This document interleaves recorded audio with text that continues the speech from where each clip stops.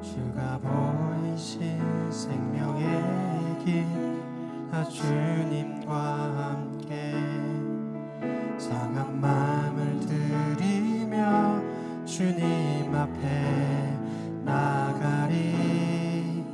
나의 의로움이 되신 주, 그 이름 예수, 길이 되신 이름 예수.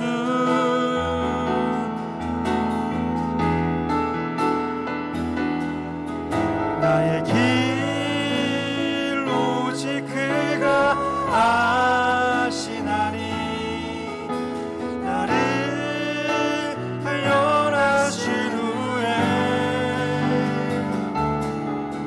내가 정금같이 나오리. 주가 보이신 생명의 길, 나 주님과 함께 상한 마음을 드리며 주님 앞에 나가리. 나의 의로움이 되신 주, 그 이름 예수, 나의 길이 되신 이름 예수.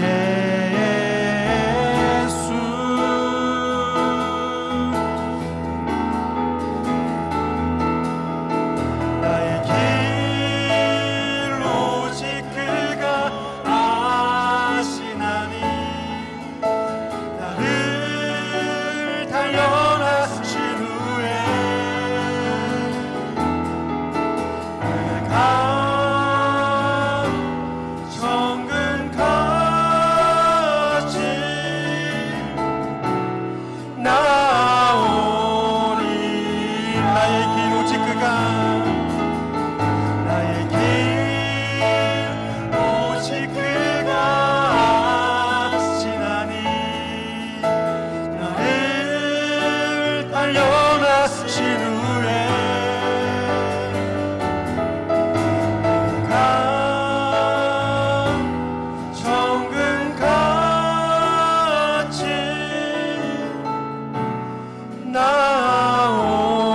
나오리라. 하나님의 사랑을 사모하는 자, 하나님의 평안을 바라보는 자, 너의 모든 것 창조하신 우리 주님이 너를 얼마나 사랑하시는지. 하나님께 찬양과 하나님께 찬양과 경배하는 자, 하나님의 선하심을 닮아가는 자, 너의 모든 것 창조하신 우리 주님이 너를 자녀 삼으셨네. 아멘. 하나님 사랑의 눈으로, 하나님 사랑의 눈으로 너를 어느 때나 바라보시고,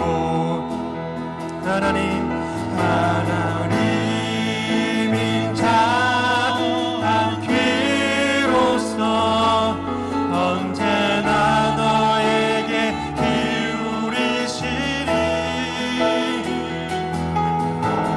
꿈에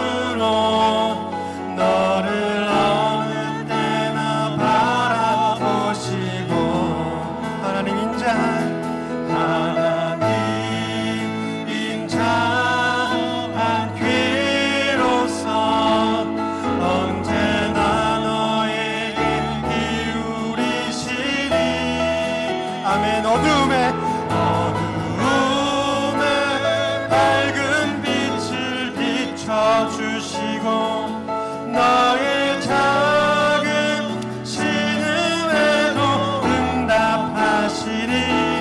너는 어느 곳에 있든지 주를 향하고 주만 바라볼지라.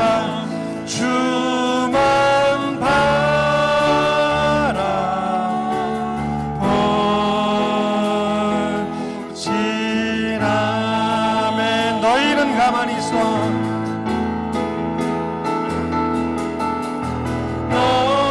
너희는 가만히 있어.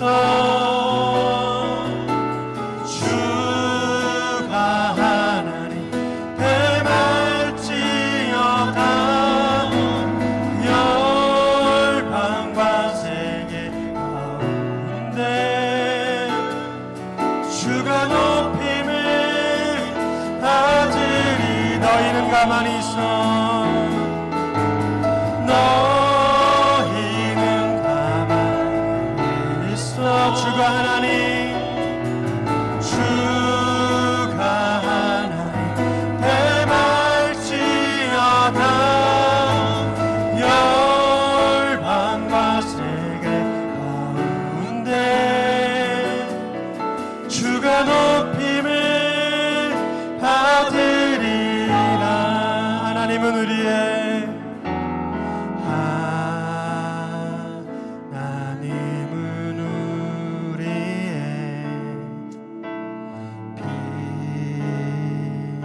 피난처가 되시며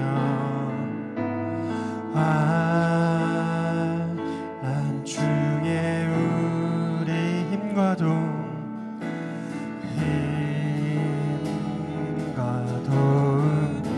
아멘. 너희는 가만히 있어.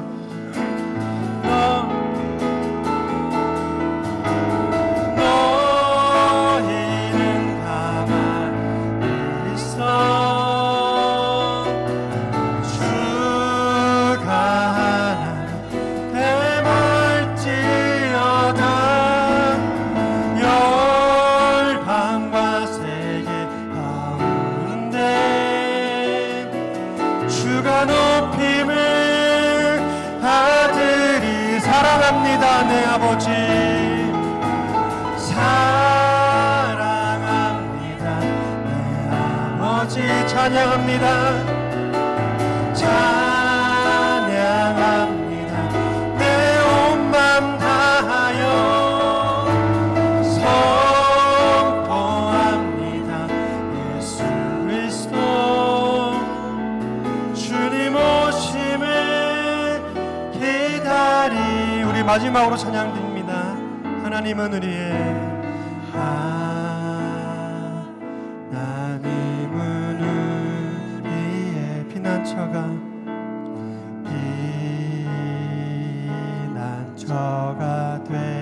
되시며 환난 중에 우리의 힘과 도움. 하나님은 우리의 피난처가 하나님은 우리의 아멘 피난처가 되시며 환난 중에 우리의 힘과 도움. 아멘. 너희는 가만히 있어.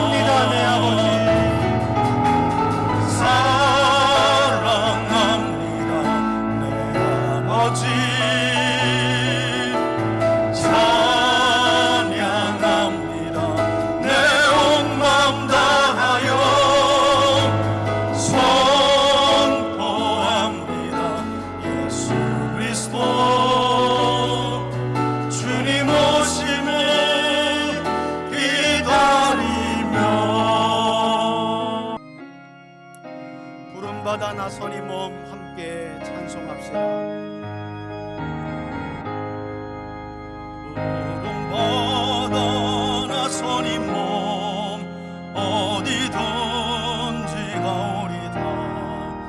괴로우나 즐거우나 주만 따라가오리니 어느 누가 막으리까.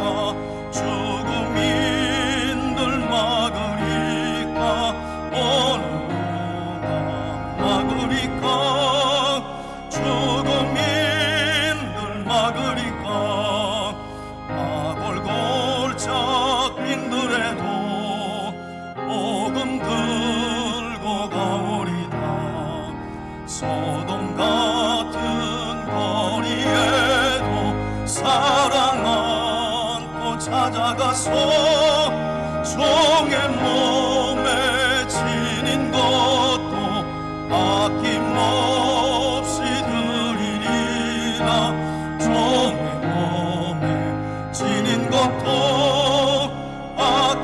아낌없이 드리리다. 존귀 영광 모든 권세 주님 홀로 받으소서. 멸시천대 십자가는 제가 지고 가오리다. 이름 없이 빛도 없이 감사하며 섬기리라. 이름 없이 빛도 없이 감사하며 섬기리다. 아멘. 만물의 주권자 되시는 여호와 하나님, 주님의 자비하심과 은혜를 감사하며 귀하신 주님의 이름을 찬양합니다. 2020년 마지막 주일 예배로 3대 가족 믿음의 공동체가 마음 모아 주님께 영광 돌리게 하심에 감사드립니다. 여러 가지 마음의 다짐으로 시작했던 2020년 한 해도 이제 일주일도 채 남지 않았습니다. 한 번도 경을 보지 못한 코로나 감염병 유행으로 인해 유난히 힘들고 고단한 한 해를 보냈지만 어려움 중에도 우리를 긍휼히 여기시고 믿음 지킬 수 있도록 붙들어 주신 주님으로 인해 소망 안에 살아올 수 있었음을 감사드립니다. 올해를 되돌아보며 감사함으로 한 해를 잘 마무리하게 하시고 또 우리들의 연약함으로 인한 잘못은 진심으로 회개하고 돌이키는 마지막 한 주가 될 수 있도록 주님 은혜 더하여 주시옵소서. 코로나 감염병의 재확산 추세가 우리나라를 비롯하여 전 세계적으로 급격히 증가하고 있습니다. 또 이로 인해 목숨을 잃는 사망자가 늘어가고 있습니다. 전능하신 하나님 아버지, 우리들을 불쌍히 여겨주셔서 감염병 확산이 속히 멈추고 더 이상 생명을 잃는 자들이 발생되지 않도록 도와주옵소서. 방역 당국과 의료진들에게 세임 주셔서 방역과 치료에 전념할 수 있도록 도와주시고 어린아이들과 노약자들의 건강을 보호하여 주옵소서. 사회적 거리두기로 인한 경제적인 어려움도 잘 극복할 수 있도록 인도하여 주시고 특별히 이로 인한 교회의 사역과 우리들의 신앙생활이 위축되지 않도록 지혜와 능력을 허락하여 주시옵소서. 온 나라가 함께 이 어려움을 극복하여 다가오는 새해에는 코로나 감염병으로 인한 어려움으로부터 완전한 자유를 누릴 수 있도록 주님 역사하여 주시옵소서. 우리 3대 교회를 사랑하시고 지금까지 인도해 주신 에베네셀의 여호와 하나님, 그 은혜에 감사합니다. 우리 3대 교회를 통해서 하나님의 뜻을 신실하게 이루어갈 수 있도록 주님의 말씀을 따라 바르게 나아가는 우리 3대 교회가 되게 하시고 하나님 사랑과 이웃 사랑을 힘써 나타내는 건강하고 아름다운 교회가 세워져 가도록 주님 인도하여 주옵소서. 교회를 담임하시는 목사님에게 늘 주님의 사랑과 위로가 함께하며 성령의 충만하심으로 채워 주옵소서. 교회 직분자들에게도 새 힘 더하여 주셔서 맡은 바 직분을 귀하게 여기며 사명 잘 감당하여 교회를 더욱 굳건하게 세워갈 수 있도록 도와주옵소서. 오늘도 진리의 말씀 선포될 때 우리들의 마음이 부드러워지게 하시고 말씀이 깨달아지게 하셔서 말씀의 능력으로 담대히 한 주를 살아가며 말씀의 지혜로 새해를 준비하는 우리 모두가 되게 하여 주옵소서. 예배를 위해 보이지 않는 곳에서 섬기며 봉사하는 손길들이 있습니다. 주님 은혜를 더하여 주시고 수고의 기쁨을 풍성히 누리는 성도님들 되게 하여 주옵소서. 우리 3대 가족 가운데 육신의 질병으로 인해 아픔 중에 계신 이들 불쌍히 여기셔서 속히 건강히 회복되게 하시고 여러 가지 문제로 인해 말하지 못할 어려움 중에 있는 이들에게도 주님의 위로와 소망으로 힘을 낼 수 있도록 은혜 내려 주옵소서. 연말연시 우리들 주변에 연약한 지체들을 서로서로 돌보며 주님의 사랑을 나눌 수 있는 따뜻한 믿음의 공동체가 되게 하여 주옵소서. 참 사랑 참 소망 되시는 예수 그리스도의 이름으로 기도합니다. 아멘. 네, 오늘 우리에게 주시는 하나님의 말씀은 요즘 우리가 큐티 말씀으로 우리 교회 공동체가 에스겔서를 넘어서 우리 다니엘서를 묵상하고 있는데요. 그 묵상하는 본문 중에 한 본문을 오늘 주일 설교로 함께 나누길 원합니다. 다니엘서 2장 1절로 13절까지의 말씀입니다. 찾으셨으면 함께 1절부터 우리가 교독해서 읽어가도록 하겠습니다. 제가 먼저 읽겠습니다. 2장입니다. 느부갓네살이 다스린 지 2년이 되는 해에 느부갓네살이 꿈을 꾸고 그로 말미암아 마음이 번민하여 잠을 이루지 못한지라 왕이 그의 꿈을 자기에게 알려주도록 박수와 술객과 점장이와 갈대아 술사를 부르라 말하매 그들이 들어가서 왕 앞에 선지라. 왕이 그들에게 이르되 내가 꿈을 꾸고 그 꿈을 알고자 하여 마음이 번민하도다 하니 갈대아 술사들이 아람 말로 왕에게 말하되 왕이여 만수무강하옵소서. 왕께서 그 꿈을 종들에게 이르시면 우리가 해석하여 드리겠나이다 하는지라. 왕이 갈대아인들에게 대답하여 이르되 내가 명령을 내렸나니 너희가 만일 꿈과 그 해석을 내게 알게 하지 아니하면 너희 몸을 쪼갤 것이요 너희 집을 거름더미로 만들 것이요 너희가 만일 꿈과 그 해석을 보이면 너희가 선물과 상과 큰 영광을 내게서 얻으리라. 그런즉 꿈과 그 해석을 내게 보이라 하니 그들이 다시 대답하여 이르되 원하건대 왕은 꿈을 종들에게 이르소서 그리하시면 우리가 해석하여 드리겠나이다 하니 왕이 대답하여 이르되 내가 분명히 아노라. 너희가 나의 명령을 내렸음을 보았으므로 시간을 지연하려 함이로다. 9절입니다. 너희가 만일 이 꿈을 내게 알게 하지 아니하면 너희를 처치할 법이 오직 하나이니 이는 너희가 거짓말과 망령된 말을 내 앞에서 꾸며 말하여 때가 변하기를 기다리려 함이라. 이제 그 꿈을 내게 알게 하라. 그리하면 너희가 그 해석도 보일 줄을 내가 알리라 하더라.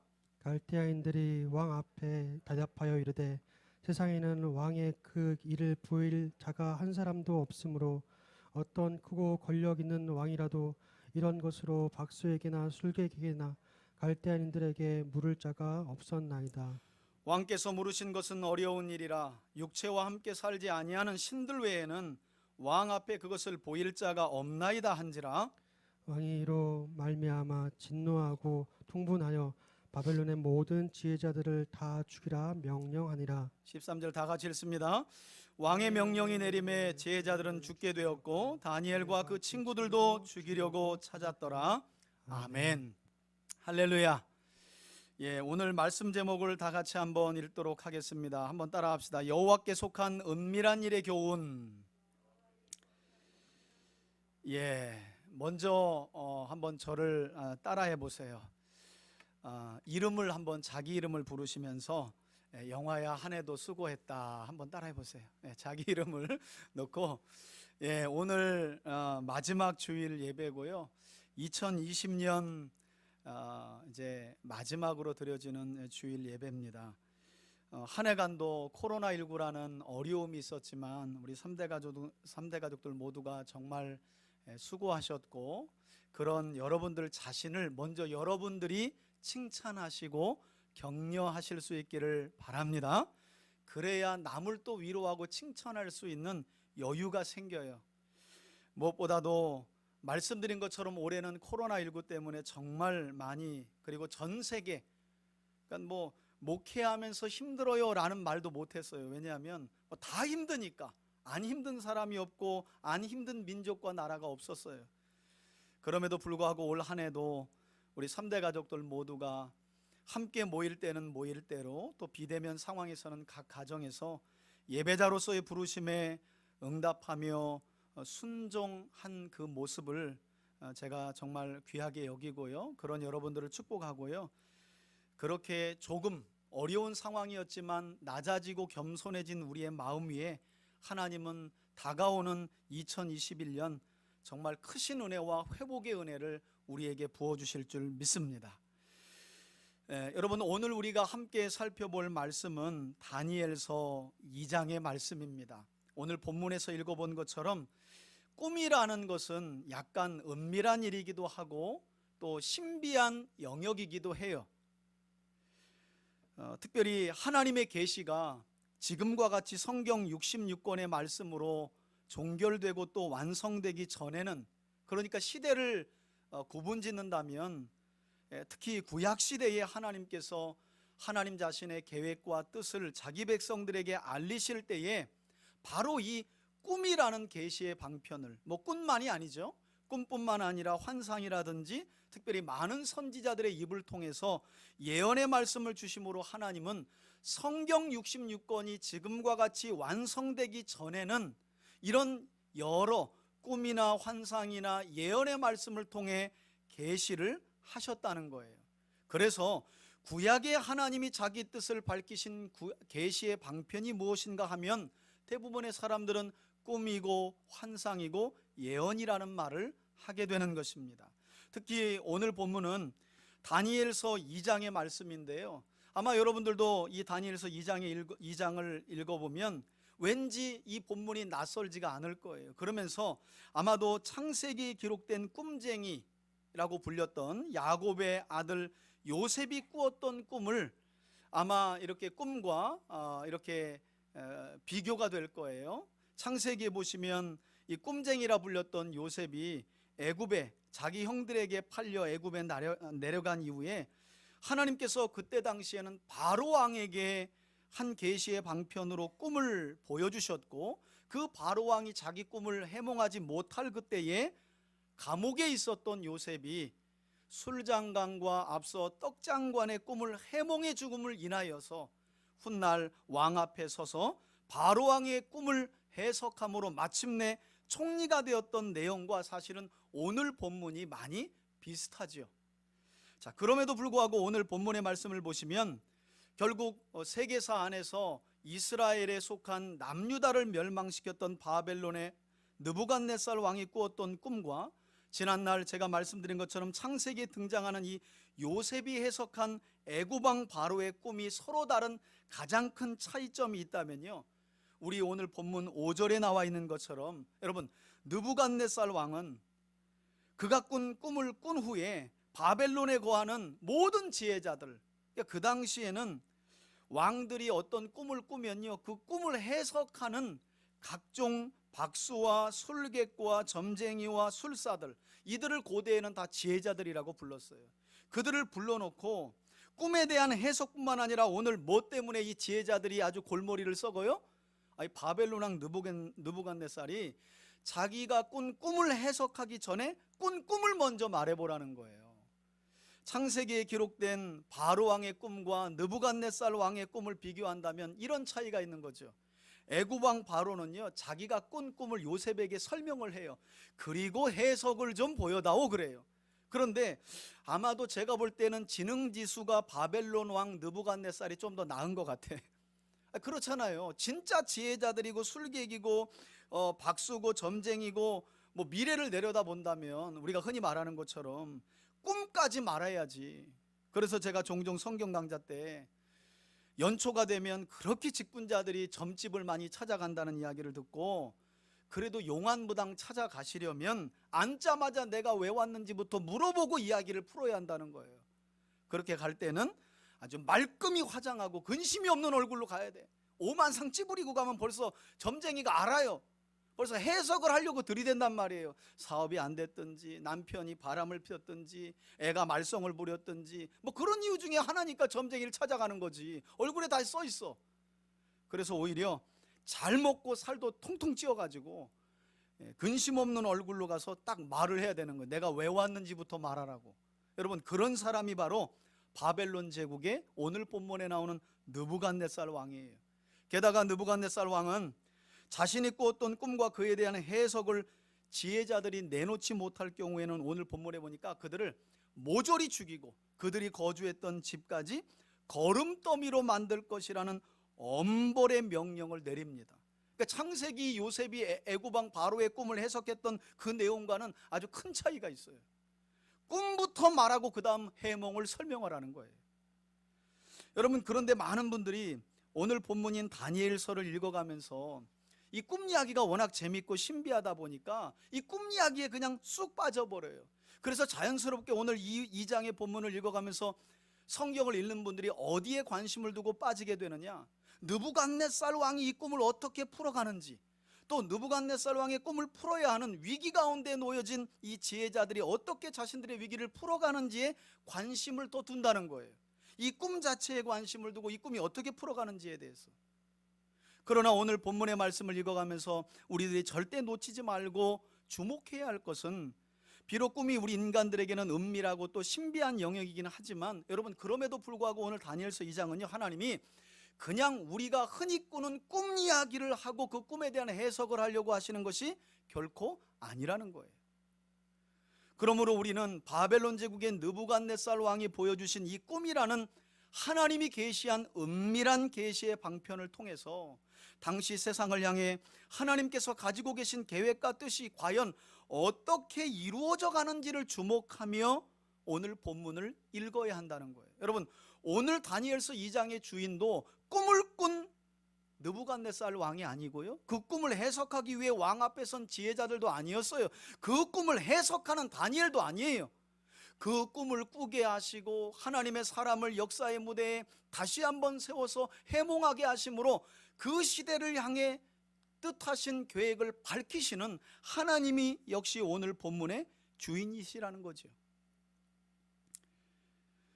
여러분, 당시 하나님께서 이 은밀한 꿈을 바벨론 왕 느부갓네살에게 꾸게 하실 때는요, 느부갓네살 왕이 다스렸던 바벨론 제국이 주전 609년에 아수르라는 대제국을 꺾고 세계를 제패해가며 아주 막강한 힘과 권력을 자랑하고 있었을 때였어요. 그리고 그로 인해 결국 바벨론 왕은 어떤 착각의 늪에 빠지게 되었느냐, 그는 결국 자신이 마치 하나님이 된 것처럼, 그래서 세상 모든 나라를 자신이 다스리고 통치한다는 착각과 큰 교만에 빠져 있었다는 거예요. 그래서 이를 보다 못한 하나님께서는 바벨론 왕 느부갓네살 왕의 이 착각과 무엇보다도 그의 교만해진 마음, 자신이 마치 하나님이 된 것처럼 생각하고 있는 그 교만한 마음을 깨뜨리시기 위해서 하나님은 지금 이와 같이 그로 하여금 잠도 이룰 수 없을 만한 번민을, 은밀한 계시인 꿈을 통해 사용하신 거라는 거예요. 그리고 또 한편으로 하나님께서 이처럼 은밀한 꿈을 통해 교훈하신 것은 무엇이었느냐, 그것은 제국의 왕으로 세상 나라를 다스리는 막강한 힘과 권력을 가진 바벨론 왕일지라도, 그리고 그에게 속한 뛰어난 지혜자들일지라도, 하나님은 지금 이 은밀한 꿈이라는 이 사건을 통해서요, 온 세상을 경영하시는 참 주인이신 하나님께 속한 은밀한 일은 힘과 권력을 가진, 그래서 온 세상을 다스리는 왕들도 알 수 없으며 그에게 속한 그 어떤 지혜자도 죽었다 깨어나도 알 수 없다는 사실을 명확하게 그들에게 교육하고 계시다는 거예요. 더 나아가서 하나님은 그 당시 바벨론의 포로로 끌려와 있는 이런 하나님을 바르게 섬기지 못해 결국 나라가 망하고 바벨론의 포로로 끌려와 있는 이스라엘 백성들에게도 이 사실을 교육하기 위해 하나님은 지금 하나님의 계시를 꿈이라는 은밀한 방편으로 사용하고 계시다는 거죠. 여러분, 신약 성경을 보면 사도 바울 역시 저마다 교회 안에서 세상 지혜를 자랑하며 다툼을 일으켜 진통을 겪고 있었던 고린도 교회를 향해 어떤 말씀을 편지에 기록해서 보낸 일이 있었느냐, 조금 길긴 하지만 4구절인데요, 우리 고린도전서 1장 18절의 말씀을 함께 한번 읽어볼까요? 앞에 보고 함께 한번 읽겠습니다. 시작.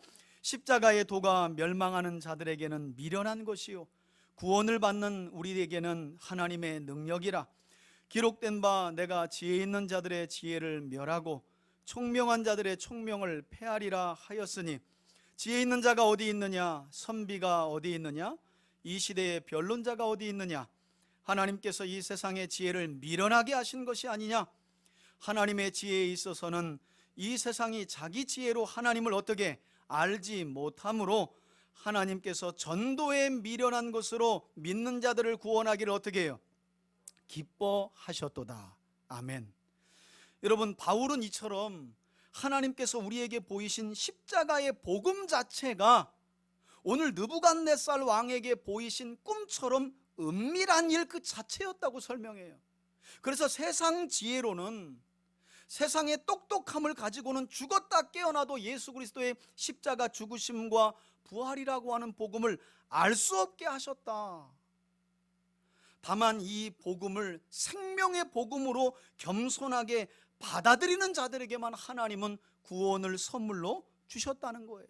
이게 바로 사도 바울이 복음을 하나님의 은밀한 일이라고 믿으면서 고백한 내용이었어요. 여러분, 그리고 이것은 오늘날 우리에게도 마찬가지라는 사실을 우리가 기억할 필요가 있습니다.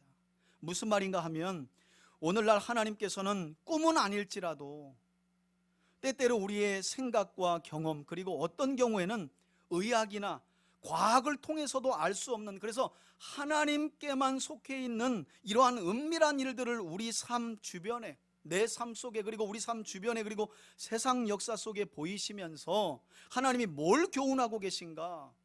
세상 역사는 강한 나라들과 그리고 강한 통치자와 그 통치자와 함께하는 세상적인 뛰어난 지혜를 가진 자들이 다스리는 것이 아니라 오히려 온 세상을 경영하시는 분이 바로 누구임을, 하나님 자신이심을 이와 같이 나타내신다는 거예요. 이런 은밀한 일들을 통해, 계산도 안 되고 생각해도 알 수 없고 아무리 고민해도 알 수 없는 이런 은밀한 일들을 통해 지금도 하나님은 하나님이 온 세상을 경영하는 주권자임을 드러내신다는 거예요. 그러므로 저는 우리 3대 가족들이 삶을 살아가면서 도무지 스스로 이해할 수 없는, 때로는 고민하고 또 고민해도 대답할 수 없는, 대답을 찾을 수도 없는 그런 은밀한 일을 만나게 될 때, 저는 여러분들 스스로가 감추어진 은밀한 일들에 대해 알 수 없는 연약한 존재임을 여러분들 스스로가 하나님 앞에 고백하면서 그 은밀한 일들을 계획하시고 그에 대한 해석까지 가지신 하나님 한 분만을 의지하며 요셉처럼, 그리고 다니엘처럼 그분께 지혜를 구하는 복되고 형통한 믿음의 삶을 살아가기를 예수님의 이름으로 축원해 드립니다. 여러분, 세상을 살아가면서 우리 주변에서 일어나는 일만 해도 그걸 다 해석하고 아는 사람이 어디 있어요? 우린 보통 이런 사람들을 신령한 사람들이라고 말하는데요, 하나님은 그런 사람들을 세우지 않아요. 지금은 성경 66권 안에 완전한 계시로 완성하셨어요. 다만 하나님께서 이런 은밀한 일들, 계산으로 되지 않고 경험한 바도 없는 이런 우리 머리로는 생각되지 않는, 해답을 찾을 수 없는 은밀한 일들을 우리에게 허락하심은 그 은밀한 일들을 계획하시고 은밀한 일들을 이루어 가시는 분이 누구이심을 알도록 하기 위해서, 하나님이심을 알도록 하기 위해서. 여러분, 그리고 오늘 본문에서 느부갓네살 왕의 꿈을 통해 드러난 이 은밀한 일들은 두 번째로 우리에게 무엇을 교훈하고 있습니까? 오늘 본문을 보시면요, 꿈에 대한 해석과 함께 왕이 꾸었던 꿈까지 고하라는 이 느부갓네살 왕의 엄중한 명령 앞에서 바벨론의 모든 지혜자들이요 벌벌벌 떨어요. 아무튼 별하별 변명을 왕과 함께 대화를 해가면서 오갑니다. 왕이시여, 역사 가운데 바벨론 역사에서 그 어떤 왕도 꿈을 이야기하지 않은 상황에서 해몽을 요구한 왕은 없었나이다. 별하별 변명을 다 하지만 어쩔 수 없이 궁지에 몰리게 되자, 여러분 10절 말씀해 보니까 그들이 어떤 자백을 스스로 하게 됩니까? 10절에 보니까요, 그들은 이렇게 말해요. 이 세상에는 왕에게 그 은밀한 일을 보일 자가 없다. 육체를 가진 자 중에는 없다. 육체를 갖지 않은 신들이라면 그 꿈과 해몽을 설명해 줄까? 육체를 가진 자들 중에는 없다는 거예요. 여러분, 그런데 놀랍게도 하나님께서 자신이 계시하신 이 은밀한 일, 곧 바벨론의 느부갓네살 왕에게 주신 이 꿈과 그에 대한 해석을 결국 오늘 본문에 보니까 누굴 통해 드러내세요? 바로 다니엘이라는 거죠. 여기서 중요한 것은 하나님께서 이와 같이 은밀한 일을 깨닫게 하신, 하나님의 영역 안에 속한 이 은밀한 일을 깨닫게 하신 다니엘이 과연 누구였느냐 하는 부분이에요. 어떤 믿음을 가진 사람이었는가 하는 부분이에요. 성경은 이런 다니엘에 대해서 뭐라고 말씀하고 있느냐? 오늘 본문으로 읽지는 않았지만 2장 19절 말씀해 보니까요, 이후에 마침내 하나님께서 느부갓네살 왕에게 보이신 그 은밀한 꿈을 간밤에 동일하게 다니엘이 꾸게 되잖아요. 앞선 내용을 보면 다니엘이 일단 바벨론에 사는 자신을 포함한 모든 지혜자들을 죽이러 가는 장관 아리옥을 막아요. 나를 왕 앞으로 인도해라. 그리고 바벨론 느부갓네살 왕 앞에 선 다니엘이요, 조금만 말미를 줘라, 시간을 줘라, 내가 그 꿈과 해석까지 왕에게 아뢰겠나이다. 그리고 돌아오는 길에 다니엘이 뭘 하냐면 새 친구들에게 기도를 부탁해요. 바벨론에 있는 모든 지혜자들을 불쌍히 여기는 마음으로, 그리고 우리 자신을 하나님께서 긍휼히 여기기를 원하는 마음으로 기도해달라. 그리고 다니엘이 기도했겠지. 아마도 기도하다가 꿈에 잠이 든 것 같아. 꿈속에서 하나님은 놀랍게도요, 느부갓네살 왕이 꾸었던 꿈을 다니엘이 어떻게 동일하게 꾸게 하시고, 놀랍게도 그에 대한 해몽까지, 해석까지 다 가르쳐 주신 거예요. 그러니까 한번 따라 합시다. 우리가 하면 어렵고 하나님의 방법은 언제나 단순하다. 여러분, 세상에서 이 은밀한 꿈을, 아니 다른 사람이 꾼 꿈을 맞출 사람이 어디 있겠어요? 이건 불가능한 거예요. 애초부터 그걸 맞히면 그 사람이 신이죠. 그러나 하나님이 나서시면 너무 단순한 거예요. 느부갓네살 왕에게 보여주신 그 은밀한 꿈의 계시를 다니엘도 똑같이 꾸게 하신 거예요. 그에 대한 해석까지 하나님은 간밤에 꿈을 통해 가르쳐 주셨어요. 꿈에서 깬 다니엘이 어떻게 합니까? 성경에 보니까 하늘의 하나님을 다니엘이 찬양하면서요, 지혜와 능력이 오직 하나님께만 있습니다.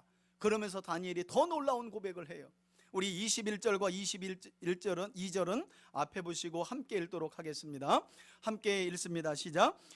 그는 때와 계절을 바꾸시며 왕들을 패하시고 왕들을 세우시며 지혜자에게는 지혜를 주시고 총명한 자에게는 지식을 주시는도다. 그는 깊고 은밀한 일을 나타내시고 어두운 데에 있는 것을 아시며 또 빛이 누구와 함께 있도다. 하나님과 함께 있도다. 아멘. 여러분, 하나님께서 느부갓네살 왕이 꾸었던 꿈을 꾸게 하시고 해석까지 가르쳐준 이후에 일어난 다니엘의 고백이었어요. 그런데 우리가 착각하지 말 것은요, 이것이 하나님이 보여주신 꿈과 그 해석 때문에 안 하던 찬양과 고백을 한 것이 아니었다라는 거예요. 느닷없이 감동이 돼서 이와 같은 고백을 한 것이 아니었다는 거예요. 우리가 이와 같은 다니엘의 찬양과 고백을 통해 분명히 알 수 있는 것은요, 하나님의 사람 다니엘은 이 세상에서 일어나는 모든 은밀한 일들의 계획과 해석이, 즉 은밀한 일들의 주권이 사람은 알 수 없는, 그 누구도 알 수 없지만 이 은밀한 일들의 주권이 오직 하나님께만 있음을 이처럼 확신하고 있었다는 거예요. 여러분 생각해 보세요. 이런 확신이 없으면 바벨론의 모든 지혜자들도 살려고 죽을까 봐 덜덜덜 떨고 있는데 어떻게 왕 앞으로 가서 시간을 달라고 말해요? 여러분 한번 생각해 보세요. 아니, 사람이 꾼 꿈부터 맞추는 게 시간 문제예요? 한 달을 준다고 여러분의 가족이나 친구들이 꾸었던 꿈을 맞출 수 있겠어요? 1년을 주면 맞힐까요? 이건 시간의 문제가 아니잖아요. 하나님을 믿는, 그리고 이 은밀한 일들이 여호와께 속하였음을 믿는 하나님의 주권을 믿는 무슨 문제? 믿음의 문제였다는 거예요. 그러니 과감하게 다니엘은 왕 앞으로 가서 시간을 달라고 말한 거예요. 왜? 하나님이 반드시 그 은밀한 일이 여호와께 속하여 있고 그 여호와께 속하여 있음을, 하나님의 주권을 믿는 하나님의 사람들에게 하나님은 반드시 구원을 베풀 것이 분명하니까. 믿음의 문제였다는 거예요. 하나님의 주권을 인정하는 문제였다는 거예요. 그래서 하나님께서는 이와 같이 다니엘처럼 눈에 보이는 권력이 아니라 보이지 않는, 그러나 온 세계를 경영하시는 하나님의 주권을 인정하는 하나님의 사람들을 통해 하나님 자신이 계획하신 그 은밀한 일들, 오늘 본문에 나오는 꿈을 보이시고 해석까지 온전히 나타내신 줄 믿습니다.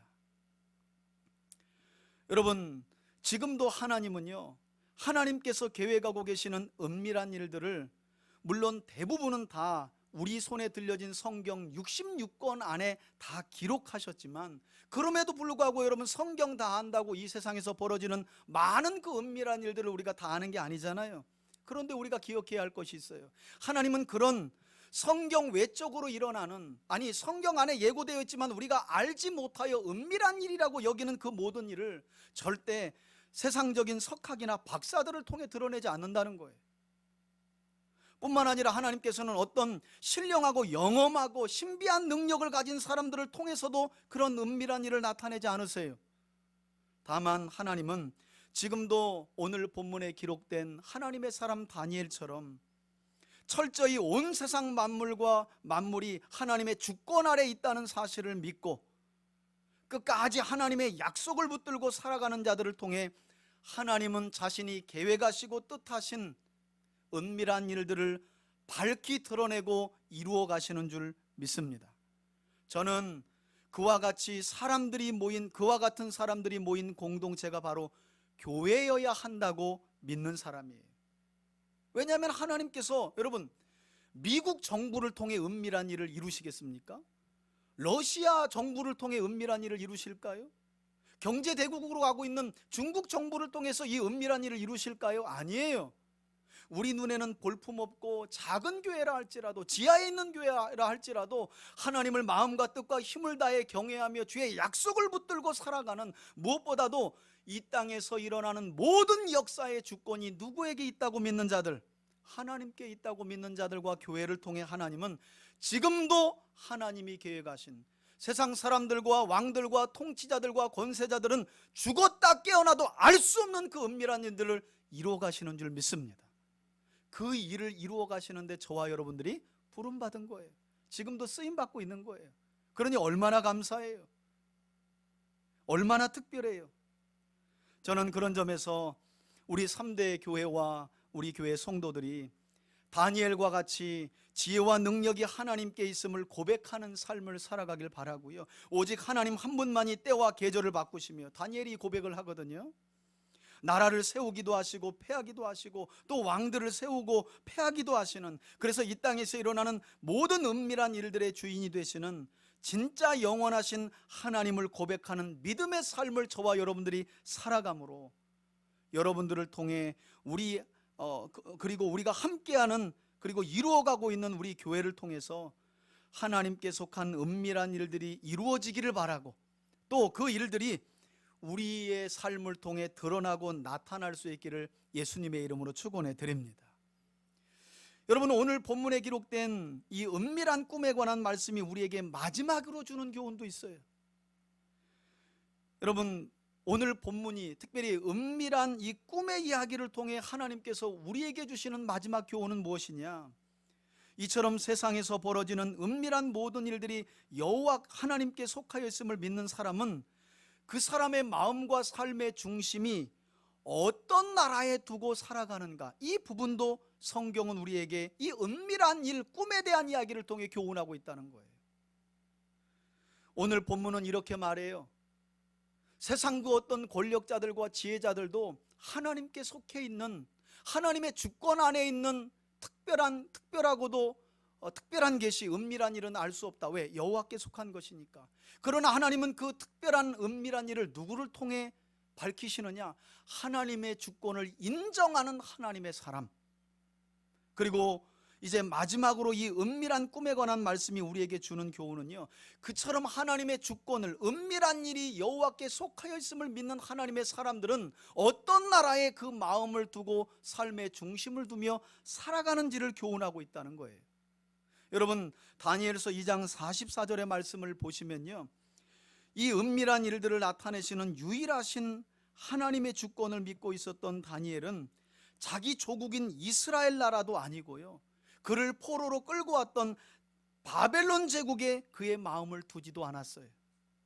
다만 그는 그의 마음과 삶의 중심을 어디에다가 두고 살아갔느냐, 어떤 나라에 두고 살아갔느냐, 자기 마음의 중심을 느부갓네살 왕 앞에서 고백하면서 그는 바로 여러 왕들의 시대를 지나서 세워지고 무너지기를 반복하는 세상 나라가 아니라 자기 마음과 삶의 중심은 자꾸 세워졌다가 무너지는, 잠시 잠깐 세워졌다가 없어지는 그런 세상 나라에 두는 것이 아니라, 다니엘이 이렇게 말합니다. 오직 나는 하늘의 하나님께서 마침내 이 땅 위에 세우실, 그래서 영원히 망하지 않을 영원한 하나님 나라를만을 바라보며 그 영원한 나라에 그의 삶의 중심과 마음을 두었다고 말해요. 여러분, 그리고 우리가 성경을 보면 이와 같이 잠시 잠깐 있다가 없어질 세상 나라가 아니라 영원한 하나님 나라를 바라보고 살아간 사람은 오늘 본문에 나오는 다니엘뿐만이 아니었던 것을 보게 돼요.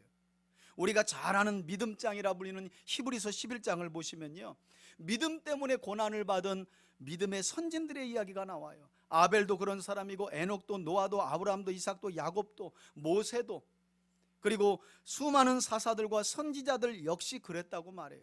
그런데 히브리서에 보면 뭐라고 말씀하고 있느냐, 그들 역시, 그들 모두가 이처럼 쇠하지 않는 영원히 세워질 하나님 나라를 바라보고 그 시대에 복음과 믿음과 하나님을 경외함으로 인한 고난을 견뎌냈다고 말해요.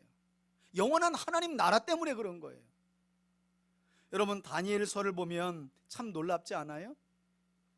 주전 605년경에 바벨론의 1차 침공을 통해 다니엘은 끌려간 사람이에요. 그리고 그 바벨론은요, 주전 539년에 완전히 메데 페르시아의 멸망이에요. 그리고 이 메데 페르시아의 왕으로 고레스가 세워지기 전 다리오가 먼저 왕이 되는데, 이 다리오가요, 바벨론 시절 때 끌려온 다니엘을 3명의 120개의 도를 다스리는 3명의 총리 중에 한 사람으로 또 세웠다는 거예요. 너무 신기하지 않아요?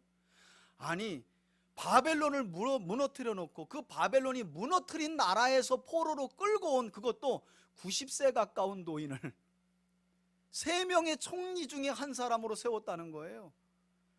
그리고 이 총리가 된 다니엘이 믿음 때문에 사자굴에 던져지자 다리오가 밤새 연회도 안 베풀고요, 아주 전전긍긍합니다. 다니엘이 죽을까 봐. 여러분, 이런 다니엘의 삶은 그냥 사라진 게 아니라는 거예요. 다니엘은요, 물론 고국인 이스라엘을 마음에 품었지만 그 이스라엘이 자신이 영원히 살게 될 나라라고 생각하지 않았어요. 잠시 잠깐 이스라엘의 범죄로 인해 이스라엘을 무너뜨리고 바벨론에 끌려왔지만 바벨론도 영원하지 않을 것을 그는 믿었어요.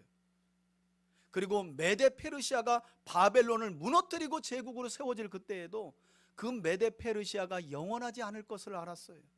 왜? 그의 삶의 중심과 마음은 늘 어디에 있었기 때문에? 이 땅에 세워질 영원한 하나님 나라에 있었기 때문에. 여러분, 오늘 본문에 기록된 느부갓네살 왕의 꿈에 나타났던 이 큰 신상 있잖아요. 오늘은 꿈에 대한 내용은 제가 하지 않아요. 왜냐하면 성경 안에 이 꿈이 어떤 꿈이었고 꿈에 대한 해석까지 다 나와 있기 때문에. 다만 이 느부갓네살 왕이 꾸었던 꿈에 나왔던 이 큰 신상이 결국 어떻게 되었느냐, 다니엘이 해석하기를요, 왕이요, 이런 크고 두려운 큰 신상을 보았지요. 당신이 본 큰 신상은 머리는 금이고 가슴과 팔은 은이고 배와 넓적다리는 노시였고 종아리는 쇠고, 그리고 발은 쇠와 진흙이 일부가 섞였지요. 얼마나 놀랬겠어요, 꿈을 말하니까. 그것에 대한 해석은 이와 같은데 하면서 마지막으로 어떤 해석을 덧붙이느냐, 왕이 아마 이걸 봤을 거예요. 그렇게 두렵고 떨려 했던 그 큰 신상이 한 산으로부터 날아오는 큰 돌에 빵 맞아가지고 완전히 산산조각 나고 가루로 되는, 그리고 그 신상은 온데간데 없이 하나님의 영원한 나라가 세워지는 모습을 보셨을 것입니다. 이게 다니엘의 마지막 해석이었어요. 여러분, 놀랍게도 계시의 진전이 있은 이후에 신약 성경은 우리에게 이처럼 느부갓네살 왕이 꾸었던 큰 신상을 단번에 가루로 만든 이 큰 돌을 누구라고 우리에게 해석하고 표현하고 있느냐? 누구라고요? 바로 건축자들이 버린 모퉁이 돌 예수님이라고 말해요. 예수 그리스도라고 설명하고 있어요. 다시 말해 성경은 만왕의 왕이신 예수 그리스도를 통해 세상 나라는 잠시 잠깐 쓰임받고 없어지고 쓰임받고 없어지지만 영원하신 하나님의 나라가 예수님을 통해 견고히 이 땅 위에 세워질 것을 이처럼 말씀하고 계시다는 거예요. 저는 그런 점에서 우리 3대 가족들 모두가 오늘 다니엘서 2장의 말씀을 통해 오직 우리가 믿는 한 분 하나님만이 세상 역사 속에서 일어나는, 그러나 세상 나라와 지혜로는 절대로 알 수 없는 모든 은밀한 일들을 계획하시고 성취하시는 유일한 분이심을 믿고 다니엘과 같이 그분의 주권을 인정하고 고백하는 삶을 살면서 마침내 그분께서 이 땅에 세우실 영원한 나라를 믿음으로 바라보며 살아가는 우리 3대 가족들이 될 수 있기를 예수님의 이름으로 축원해 드립니다. 아멘. 이제는 우리 주 예수 그리스도의 은혜와 하나님 아버지의 사랑과 성령의 교통하심이 이 땅에서 사람의 지혜와 머리로는 알 수 없는 모든 은밀한 일들이 여호와께 속하여 있음을 고백하고 그 주권을 믿는 믿음의 삶을 세상 속에서 구별되이 살아가기로 결단하며 마침내 이 땅에 그분이 이루실 영원히 무너지지 아니할 하나님 나라를 바라보며 살기로 결단하며 나아가는 우리 성도들 머리머리 위에, 저들의 가정과 기업과 자녀들 위에, 그리고 힘든 시간을 보내고 있는 세계 모든 민족들과 이 나라와 이 민족들과 한국교회 위에 이제로부터 영원토록 함께 계실지어다. 아멘.